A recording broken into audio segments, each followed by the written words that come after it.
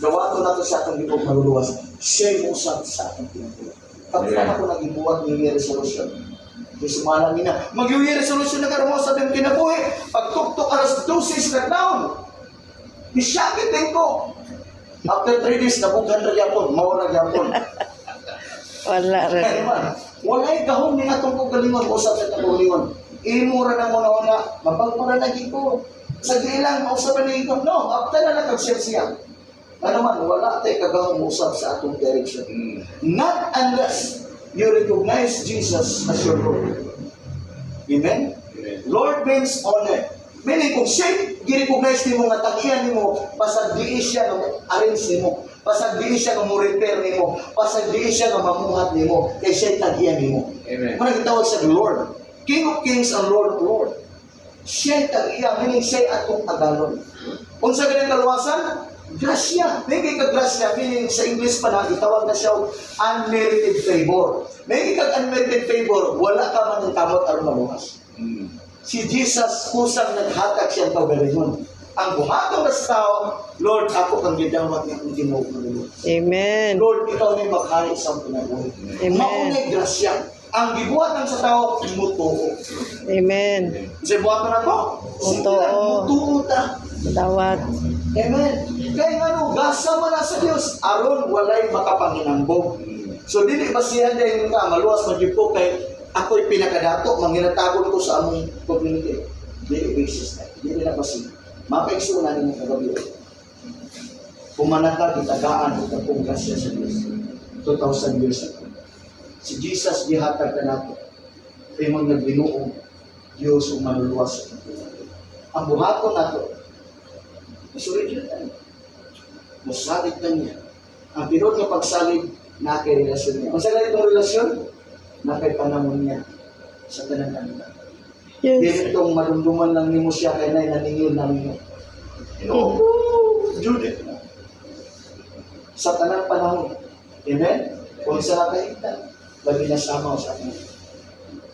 Faithful kayo sa Panginoon. Pero despite yung tanan, still, makahimot na Lord, hindi mo kami ikuha si Ana, si Maria. Huwag kami nahimulod, kaya pinabuhi, di ka namin. Amen. Amen. Muna yung relasyon. Kung natin makapagkasan, ano naman siya mo pasaylo natin? Amen. If you confess with your mouth that Jesus is Lord and believe with all your hearts na si Jesus na banawin ka sa mga patay, nandun ka mamaluwas. So ato isugid sa matag adlaw nga si Jesus siya atong Ginoo o kinasintason. Di lang taman sa dila, gikan dito sunod ang atong pagkilasugid. Nato ko makaigsunan, kung sugdan nato ang mga relasyon. Tulo na kabutang ko dili. Una, kini kinabuhi nato na karon gasan. But pasabot ya steward ka pa, di na imo. Amen. Kung sa oras mo ng pag-manage, sa oras mo ng pag-atiman, kung ikaw taga-cellphone, siyempre, gabi ng iPhone, imo din ang panggaon. Sa samang paagi, itagaga sino kinabuhi. Itanaw sa Ginoo sa oras ng pag-atiman. Imo ba siyang gila na siya tagiya? Munang magsugod kag relasyon niya.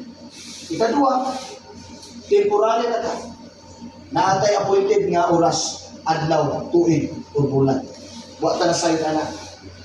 So meaning, ang pasabot lang niya, ang mintras, na naata sa atong journeys kinabuhi, magbatong tao, maayong relasyon sa Diyos. Ang tinuod nga relasyon sa Diyos, makita sa relasyon sa imong isang katao. Kabalo ko sa the greatest commandments na dito ni Jesus.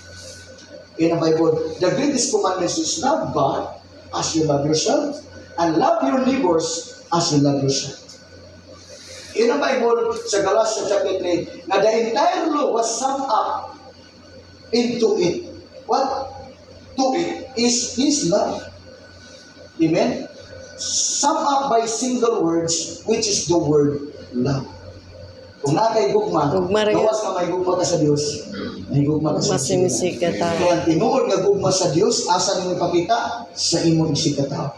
Last, doon ay illustration ni Jesus. Kaya si Jesus, tingnan niya yung mga tinunan. Napriso ko, apan inyo kong gidukaw.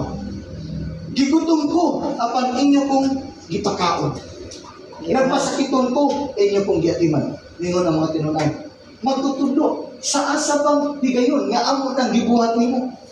Ngayon si Jesus, sa inyong pagbuhat din sa labing ubos o kalagay, inyo nang gibuhat nimo. Mao din ito na gugma sa Diyos. Amen. Sa ato pa di ay, hindi ka